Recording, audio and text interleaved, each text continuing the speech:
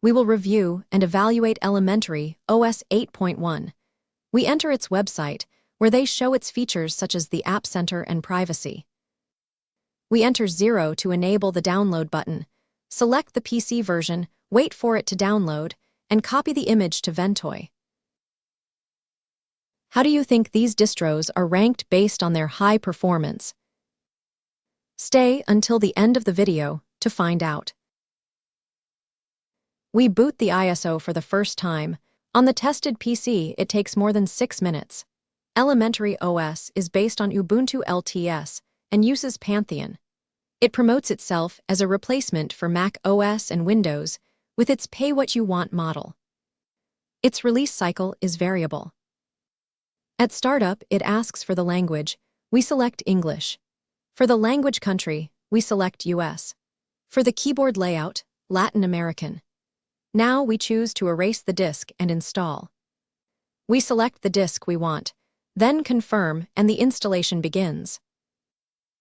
This 8.1 release is called the same as the previous one, Circe. It was released on December 22 and is based on Ubuntu 24.0 4.3 LTS.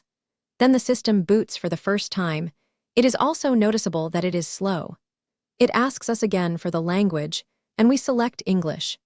Again, it asks for the keyboard layout, and we select Latin American. It is rare for distros to ask again. Now we enter the full name, the username, and the password with its confirmation. Then it asks for the hostname. The login did not work.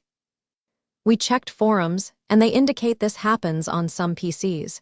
You just need to restart the computer, which we did.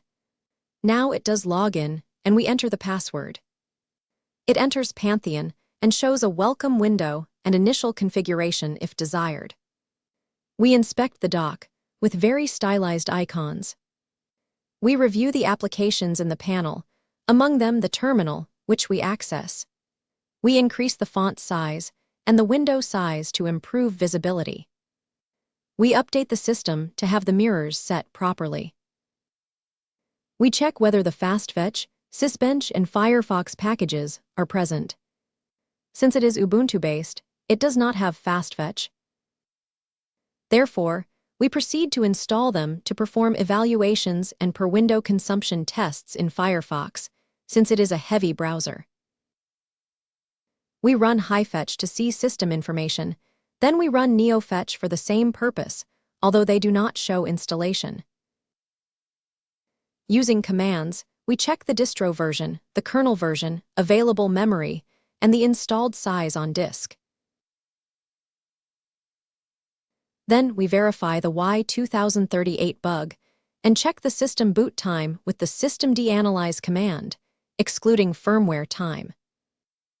Next, we use Sysbench, starting with the CPU, observing single-thread performance and then 5-thread performance through operations.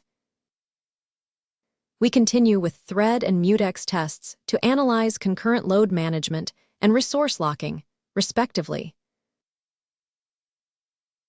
We evaluate both memory read and write with a sequential benchmark to measure the ability to handle operations.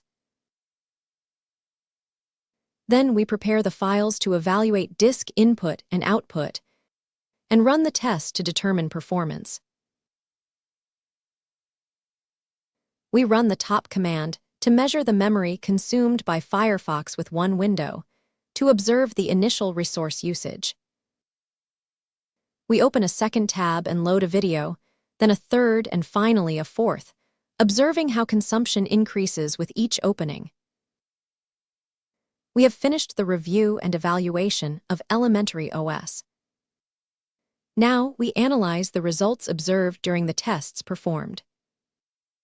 The following results are based on comparison with other distros.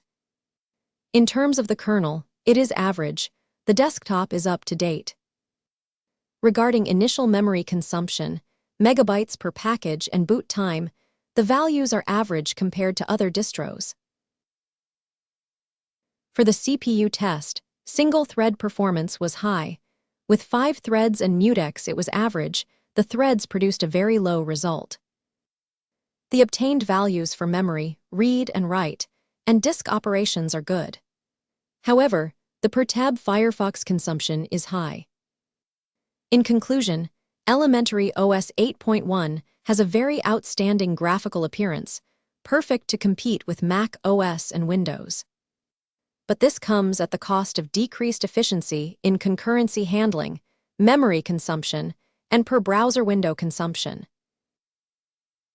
That is all for this video. If you liked it, give it a like, comment, subscribe, and enable notifications. See you in the next video.